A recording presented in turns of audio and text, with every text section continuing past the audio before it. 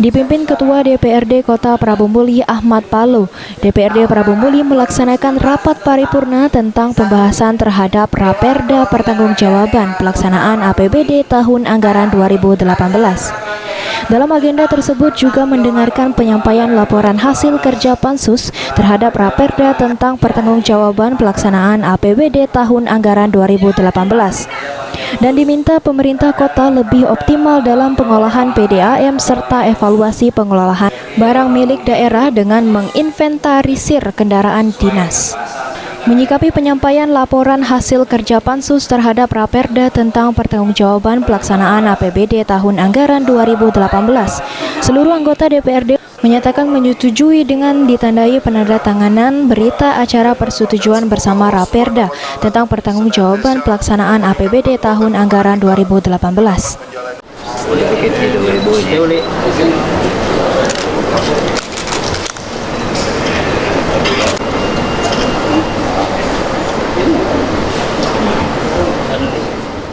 Pertanggungjawaban APBD ini kan harus kami selesaikan dalam jangka waktu 30 hari.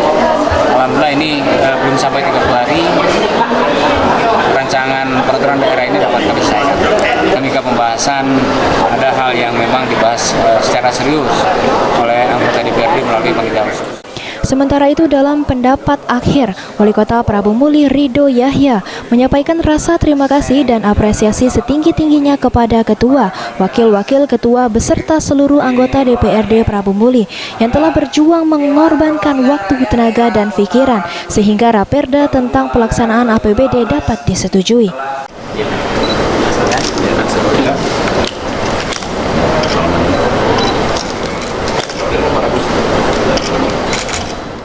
Kita itu tadi langkah-langkah kita sejak kata untuk mutu dengan Skupino sudah.